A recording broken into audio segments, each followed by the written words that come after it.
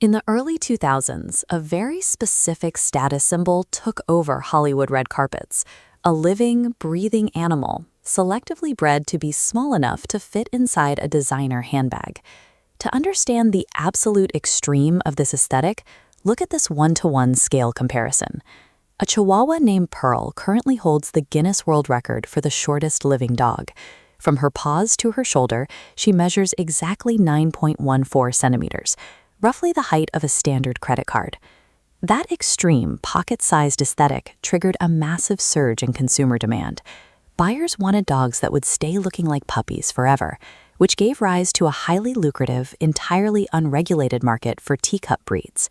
But teacup is not a recognized breed classification.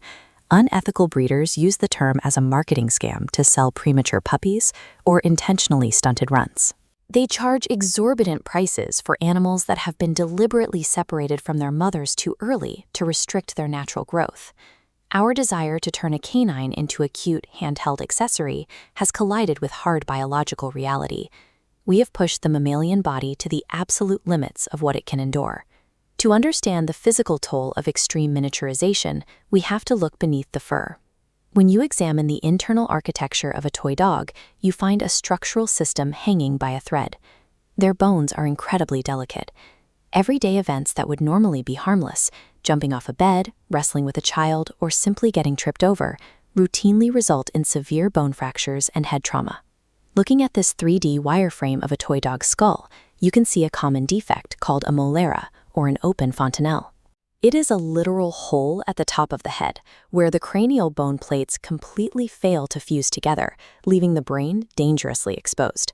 When we scale that wireframe skull up and overlay it against a normal-sized canine pelvis, the mechanical problem of birth becomes obvious.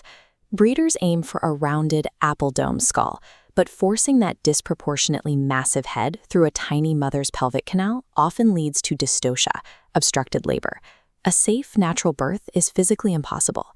When you take the biological blueprint of a wolf and force it to operate inside a 3-pound frame, severe structural breakdowns are the inevitable cost. The physical issues extend beyond the skeleton.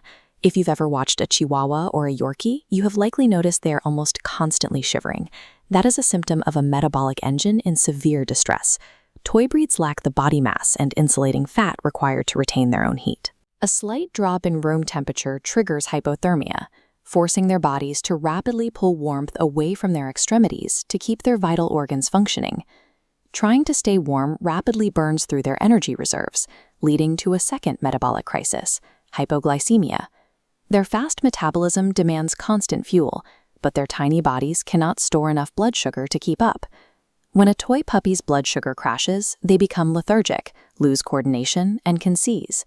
This cross-section of a canine mouth shows why the emergency intervention, rubbing Caro syrup or honey onto their gums, actually works. The sugars bypass the digestive tract entirely and are absorbed straight through the mouth's tissue into the bloodstream to stabilize them. A teacup dog operates as a permanent metabolic patient on life support. Keeping them alive requires multiple, carefully timed feedings a day and intense, round-the-clock medical stewardship to maintain basic homeostasis. Small canines haven't always been this fragile. If we look back through the evolutionary timeline, miniature dogs were highly specialized, incredibly resilient survivors. Consider the biological baseline for wild, small canines, the fennec fox. It evolved to endure the punishing heat of the Sahara Desert. Its massive ears dissipate heat, its kidneys are so efficient it extracts all the water it needs from its food, and it thrives in one of the harshest environments on Earth. The modern Chihuahua's own ancestor, the Tecachiqui, was bred by the Toltec culture in the 9th century. Artifacts depict a stout, muscular dog. They were revered by the Aztecs and Toltecs, believed to possess supernatural powers and serve as spiritual guides for the dead. Even as recently as the 18th century, small dogs like the Russian toy were prized by nobility as active working animals. They were purpose-bred to be highly vocal, fierce watchdogs and relentless rat fighters. Thousands of years of evolutionary resilience and utility were systematically stripped away by human interference. We traded their robust survival traits for aesthetic vulnerability. Here is the great psychological paradox of the microdog. While we have drastically compromised their tiny bodies, Their brains haven't forgotten who they are. They still operate entirely on ancient pack animal instincts. Because they are small and easy to carry, owners feel an overwhelming urge to baby and spoil them. This causes deep psychological harm. Denying them normal canine experiences leads to severe undersocialization, anxiety, and behavioral dominance. To keep a toy breed mentally sound, you have to treat them like a real dog.